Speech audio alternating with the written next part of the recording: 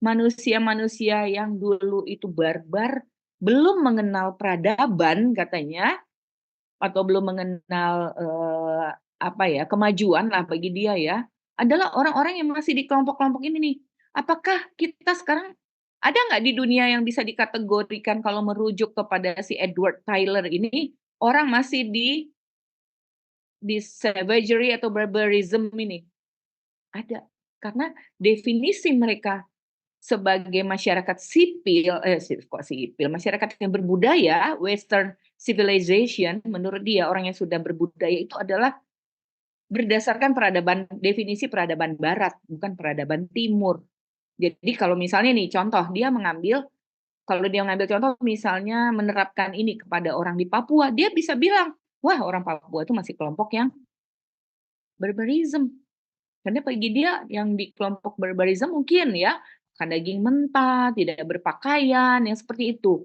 Padahal itu adalah definisi yang dilekatkan oleh mereka yang menggunakan definisi peradaban Barat.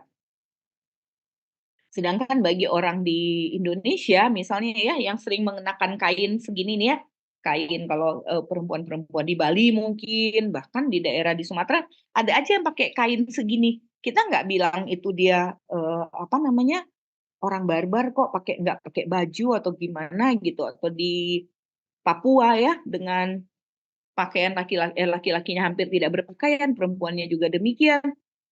Apa kita sebut mereka nggak punya peradaban? Nggak mungkin kan? Bagi mereka itu adalah peradaban mereka. Tapi kalau kita menggunakan peradaban Barat, bagaimana Barat menilai orang beradab itu harus berpakaian, mengenakan sepatu, mengenakan apa namanya, pakai berpakaian seperti kita sekarang nih baru dibilang modern, baru dibilang beradab. Tapi itu kalau orang Barat, definisi orang Barat yang kita terapkan. Nah, ketika definisi orang Barat ini kita lekatkan kepada orang yang ada di budaya yang lain, yang berbeda, timbul konflik. Karena orang Barat bilang, orang Papua itu nggak beradab deh. Orang Hawaii itu nggak beradab ya. Karena yang kita pakai adalah definisi orang lain ke tempat orang lain. Jadi, apa namanya ya, yang diharapkan adalah put yourself in other shoes. Itulah baru kamu bisa mengerti kenapa orang itu seperti itu, gitu ya. Jadi jangan menggunakan sepatu orang lain, untuk mengukur diri kamu, karena sepatu orang lain ya buat orang lain, bukan sepatu orang lain buat, eee, kamu ya. Kalau udah seperti itu jadi salah, menginterpretasikannya. Andrea Rich dan Dennis M. Ogawa mengatakan komunikasi antar budaya ini adalah komunikasi antara orang-orang yang mirip dengan yang disebut Larry Samovar tadi, adalah komunikasi antara orang yang berbeda kebudayaannya. Misalnya beda antar etnik dan ras, beda antar suku bangsa, termasuk juga beda antar kelas sosial. Jadi, kalau kelas sosialnya lapis bawah bertemu dengan kelas sosial the haves atau orang yang berpunya, itu sudah bisa disebut sebagai komunikasi antar budaya. Jadi ada layer-layer di masyarakat, kelompok kelas bawah, kelompok C, kelompok kelas menengah, mungkin kelas B, kelompok atas itu kelas A. Itu pasti ada perbedaan di antara cara mereka, apa namanya, menjalani kehidupan, sehingga bisa timbul friksi. Friksi karena terjadi komunikasi antar budaya yang ternyata nggak sama nih, budaya orang, kelas C dengan A. Budaya anak orang yang lulusan SMP dengan yang lulusan vokasi UI. Antara orang di Medan dengan yang ada di Hong Kong. Nah, itu bisa timbul, bisa disebut komunikasi antar budaya dan bisa ada friksi atau pertentangan di antara, satu dengan yang lainnya ya. Si Charles Duhigg mengatakan bahwa komunikasi antar budaya itu meliputi komunikasi yang melibatkan orang-orang atau individu yang mewakili pribadi. Jadi ketika berkomunikasi, ada yang mewakili pribadi, antar pribadi dan kelompok, namun penekanannya pada perbedaan background, latar belakang kebudayaan yang mempengaruhi perilaku komunikasi para peserta. Contohnya tadi seperti yang disebutkan Beatrix, ya.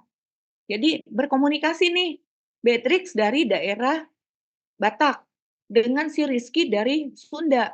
Rizky yang ngomongnya kan halus gitu ya, eee, "Beatrix kamu marah?" "Enggak, enggak, kenapa? Emang aku marah? Enggak." Tapi jawabnya kenceng gitu ya. Si Rizky makin, "Lah itu kamu marah?" "Ya aku emang kalau ngomong kayak gini, emang kenapa sih?" "Lah aku pikir kamu marah." "Enggak, kalau aku tuh emang ngomongnya kenceng." Nah, kita lihat lagi, kita telaah. Ini ada kaitan dengan geografis. Di dalam komunikasi antar budaya ada penjelasan bahwa kenapa orang yang hidup di Antartika, kenapa orang yang hidup di Arab misalnya, hidup di apa namanya, di Tapanuli, di Batak, hidup di Korea, di Jepang, itu beda-beda cara bersuara, cara berbicara. Misalnya, kenapa orang Batak tadi seperti kata si Beatrix ya, tapi kok mirip ya sama orang Korea ya? Coba kalian perhatikan, kalau orang Jepang bicaranya lebih tenang. Misalnya,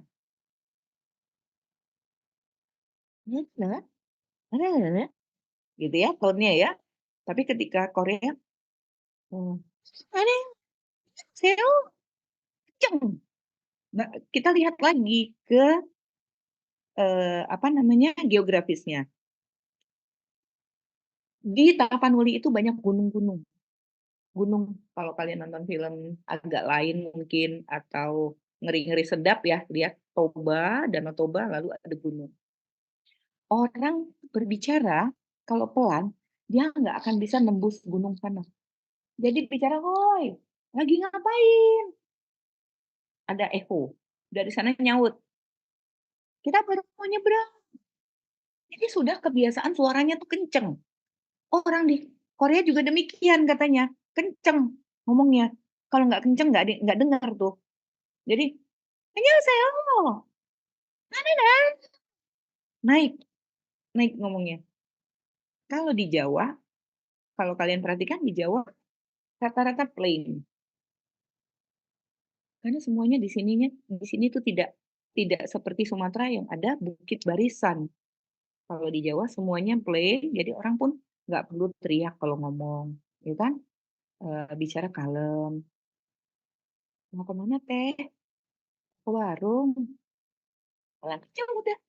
Nah, itu yang mempengaruhi tadi saya bilang bagaimana budaya itu mengajarkan kita atau membuat kita memiliki kebudayaan-kebudayaan yang unik satu dengan lainnya, karena dipengaruhi oleh alam sekitarnya, dipengaruhi oleh bagaimana generasi yang lebih tua menurunkan kepada generasi yang lebih muda lagi tentang cara berkomunikasinya. Sedangkan Go Mincheng dan William Starosta mengatakan bahwa komunikasi antar budaya itu adalah proses pertukaran sistem simbolik atau proses negosiasi yang membimbing perilaku manusia dan kemudian, apa namanya, membatasi mereka dalam menjalankan fungsinya sebagai kelompok. Ini juga dikutip oleh Lily Wery. Lily Wery ini juga buku-bukunya banyak tentang komunikasi antar budaya. Jadi, ketika kita bicara komunikasi antar budaya, ada pertukaran secara simbolik, ya, yang nantinya mempengaruhi, mengarah kepada bagaimana kita menjalankan fungsi di dalam suatu kelompok itu, oke.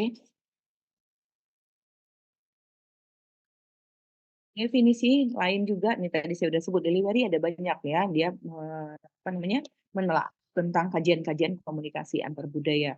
Jadi dia bilang proses komunikasi antar budaya itu merupakan interaksi antar pribadi dan komunikasi antar pribadi yang dilakukan oleh beberapa orang dengan latar belakang kebudayaan yang berbeda. Jadi udah jelas, jadi selalu dengan budaya-budaya yang berbeda. Nah, ada apapun ya definisi yang diberikan oleh pakar-pakar komunikasi antar budaya atau intercultural communication tadi, biasanya kata-kata kunci yang sering muncul adalah adanya, eee, 2 budaya atau lebih yang berbeda, kemudian berinteraksi, terjadi pertukaran simbolik, dan kemudian mereka melakukan proses komunikasi. Bisa menimbulkan friksi dan karena itu supaya tidak ada hambatan komunikasinya, maka biasanya kita mengharapkan bahwa 2 budaya ini akan sering berinteraksi sehingga mereka akan saling memahami. Oh, memaknai pesan-pesan itu ternyata yang dimaksud seperti ini ya, gue jadi ngerti, karena faktor kebiasaan, ya. Karena itu kita perlu sekali saling berinteraksi satu dengan lain untuk mempelajari budaya satu dengan budaya berikutnya. Komunikasi antar budaya itu terjadi kalau produsennya itu adalah anggota suatu budaya, sedangkan si penerima pesan anggota budaya yang lain. Nah, terjadilah tukaran tadi ya. Misalnya, petani, walaupun sama-sama petani ya, dia petani di Iowa, di Amerika Serikat. Mungkin dia lebih banyak punya persamaan dengan petani di Cina daripada dengan pedagang saham di New York, ya. Jadi artinya gini, dia sama-sama di Amerika. Si petani ini orang Amerika, si pedagang saham ini orang Amerika. Si petani tinggal di Iowa, pedagang saham tinggal di New York. Tetapi lebih banyak kemiripan sebenarnya terjadi antara petani dengan petani yang ada di tempat lain. Petani di asal Iowa dengan petani yang ada di Cina. Jadi ini bukan berarti kalau orang Amerika pasti dia punya kesamaan atau kemiripan, betul. Tapi ternyata dia punya lebih banyak persamaan atau kemiripan dengan sesama petani walaupun dari luar Amerika, ya. Mungkin begitu juga, petani dari daerah, Brebes gitu ya, dari Brebes dengan petani dari Cina, lebih banyak punya persamaan daripada petani dari Brebes dengan pedagang dari Makassar. Kira-kira paham nggak kalian yang saya maksud?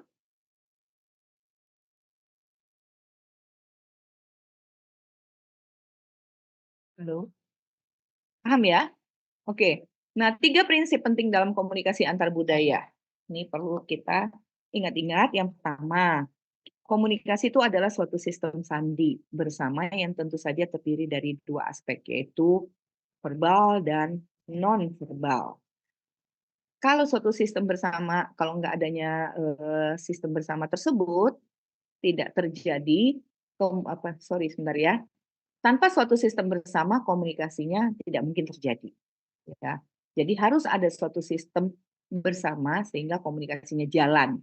Semakin sedikit persamaan sandi itu, ya, sistem sandi yang verbal maupun nonverbal, kalau semakin sedikit adanya persamaan, semakin sedikitlah kita bisa melakukan proses komunikasi antara satu dengan yang lainnya, ya. Kalau semua misalnya bahasa-bahasa nonverbal kita diartikan berbeda, nggak mungkin kita bisa berkomunikasi. Tapi misalnya gini, kalau kita punya makna yang sama tentang kalau saya begini, artinya iya atau yes. Tapi saya ketemu orang India, dia bilang iya begini. Dia bilang tidak juga begini. Bagaimana mungkin terjadi komunikasi? Yang ada kan saling maksudnya apa ya? Tadi saya tanya, dia bilangnya gini, "Kamu suka nggak makanan ini?" "Ah, ya ya." "Kamu suka ini?" "Ah, geleng juga." "Kamu mau minum ini?" Ya, dia geleng. Semuanya dia geleng. Padahal bisa diartikan kalau bagi mereka geleng yang ini berbeda dengan geleng yang itu. Tapi kita dari budaya yang berbeda mengartikannya dia geleng kepala, artinya no. Susah kalau seperti itu ya. Jadi itu yang dimaksud bahwa kalau kita, dalam berkomunikasi itu ada suatu sistem sandi yang kita maknai maknanya bisa sama ya, jadi dengan baik itu yang verbal maupun nonverbal. Jadi sistem sandi tadi punya kemiripan satu sama lain, makin sedikit, makin mungkin terjadi komunikasi. Kalau makin sedikit, apa namanya, makin banyak ya persamaan sandi itu atau gini, makin banyak perbedaan, makin sedikit kita bisa berkomunikasi. Makin sedikit persamaan sandi itu, semakin sedikit komunikasi, eee, sorry ini kok jadi saya jadi ini ya, semakin sedikit adanya persamaan dari sandi yang tadi, semakin sedikit komunikasi yang mungkin terjadi. Tapi kalau makin banyak sandi ini punya persamaan baik yang verbal maupun nonverbal, komunikasi kita akan berjalan lebih baik. Nah, yang kedua adalah kepercayaan dan perilaku yang berlainan dari antara individu-individu yang berkomunikasi itu merupakan landasan bagi asumsi berbeda untuk merespon. Ya, kepercayaan, perilaku yang berbeda di antara satu kelompok dengan kelompok lain yang berkomunikasi, ini bisa menjadi landasan bagi asumsi berbeda untuk merespon. Oke. Nah, dua orang yang berbeda budaya mudah memberi makna terhadap perilaku yang sama. Dua orang ya berbeda budaya mudah, misalnya dari budaya A dan B gitu ya. Mereka ini mudah memberi makna berbeda terhadap perilaku yang sama. Karena mereka kan berbeda. Satu dari Indonesia, satu dari India. Mereka mudah memberi maknanya tuh berbeda terhadap perilakunya padahal sama. Sama-sama geleng, tapi beda sebetulnya maknanya. Jadi kita nggak bisa meramalkan respon pihak lainnya. Padahal kemampuan meramalkan, memprediksi, atau dalam komunikasi sebetulnya kita bisa bisa guessing ya. Kalau kita bilang begini orang akan guessing, kita bisa bikin kira-kira dia akan jawab iya nih, kira-kira dia akan jawab tidak nih gitu. Tapi kalau semuanya apa namanya berbeda, kita kemampuan meramalkan ini jadi bagian yang padahal kemampuan meramalkan itu merupakan bagian integral dan kemampuan berkomunikasi secara efektif tidak jalan lagi. Karena responnya ternyata berbeda, nggak bisa kita prediksi. Karena mereka mengartikannya berbeda. Ya, misalnya gini, eee, apa ya, mungkin ada bahasa yang saya tiba-tiba lupa juga nih ya, kalau bahasa dengan gerakan-gerakan tangan itu ya, misalnya dengan gini ya, kalau Jawa bilang, itu yang, "Silakan," gitu ya. Dia cuma gini aja ya, kita nggak ngerti, apakah dia mau bilang, "Silakan," mungkin gitu ya, "Silakan Pak," tegas ya, "Silakan Pak," tapi kan bisa ada yang jadi kita ragu-ragu mengartikan gitu. Nah, kalau itu yang terjadi padahal kita mau guessing nih, dia boleh kita boleh nggak lewat, "Permisi Pak, mau lewat," gitu. Maksudnya silakan lewat, apa ya? Kita nebak-nebak. Jadi, eee, kalau kita mengartikan yang sama ya kita bisa mengartikan, "Oh iya dia senang nih gue lewat, Maaf, misi ya Pak." Bisa lewat gitu loh, ya. Nah, ketiga, tingkat mengetahui dan menerima kepercayaan dan perilaku orang lain. Cara kita menilai budaya lain dengan nilai budaya kita sendiri dan menolak mempertimbangkan norma-norma atau budaya yang lain akan menentukan efektivitas komunikasi yang terjadi. Ya, jadi kalau kita tingkat kita mengetahui dan menerima kepercayaan dari orang lain itu rendah, kita menilai budaya orang lain itu rendah dan kita menolak untuk mempertimbangkan norma budaya lain, itu membuat nantinya tidak jalan efektivitas kita dalam berkomunikasi. Karena itu yang diharapkan sekali adalah kita tidak menolak budaya orang, tapi kita mengartikan sandi-sandi yang dikirim, kita menerima dan mempelajari sandi-sandi yang dikirim, bagaimana gerakan tangan, gerakan jari, gerakan mata, ya, bahkan sampai ke alis mata, itu semuanya memiliki kalau kita sampai tahu sandi-sandinya seperti apa, itu akan memudahkan membuat efektivitas komunikasi kita, tanpa harus bicara. Misalnya ya, nih, kadang saya nggak bisa sih mencontohkan ya. Nih misalnya kalau saya naikin saya bikin begini ya, anak saya misalnya, "Mah, entar malam aku pulang agak maleman ya." "Jam berapa?" "Jam 1." Nah, saya bikin begini, itu artinya apa? Apakah saya keberatan? Apakah saya menolak? Apakah saya bingung? Kalau saya bikin begitu lalu sama ternyata dengan teman-teman yang ada di Pontianak, mereka juga mengartikan itu sama dengan saya, atau kalau saya bilang gini, artinya no, enggak, kamu harus pulang jam 9. Nah, nanti kita komunikasinya efektif nggak nih? Karena saya memaknainya berbeda dengan orang yang ada di Pontianak. Anak saya dengan saya mengartikannya bisa sama, kami bisa mengerti. Bahkan dengan satu kerlingan saja gitu ya, dia ngerti, "Oh mama nggak setuju." Satu kerlingan, misalnya dia ngambil sesuatu saya cuma gini aja, dia ngerti jangan ambil. Tapi kalau di India, apakah memberi apresiasi atau melarang? Itu yang bisa membuat, komunikasinya menjadi tidak efektif ya. Nah, Joseph De Vito mengemukakan bahwa efektivitas komunikasi itu ditentukan oleh sejauh mana seseorang atau individu mempunyai sikap keterbukaan, berempati, merasa positif, mendukung dan merasa seimbang terhadap makna pesan yang sama dalam komunikasi antar budaya. Saya akan menjelaskan ini hari Senin, ya, kan kita akan kuliah lagi hari Senin. Untuk malam ini saya pikir cukup sampai di sini atau mau dilanjut atau cukup? Kalau Cukup, Mbak. boleh Cukup, dicukupkan, Mbak. Mbak. Sudah 7:30 saya juga mau pulang nih di luar kalau kalian lihat sudah gelap tuh. Saya masih di kampus. Jadi saya pikir saya sambung lagi di hari Senin ya. Sampai ketemu di hari Senin. Selamat belajar membaca-baca apa yang dikatakan Joseph De Vito. Mungkin kalian coba-coba cari-cari apa yang dia sebut dan apa yang dikatakan oleh Larry Samovar. Sementara itu, happy weekend buat semuanya. Sampai ketemu hari Senin ya. Terima kasih. Oke, terima Terima kasih, kasih, Mbak. Hati-hati pulangnya. Belum di screenshot sekali lagi. Oh iya. Sama Irgi. Oke, Irgi atau siapa nih? Ayo screenshot.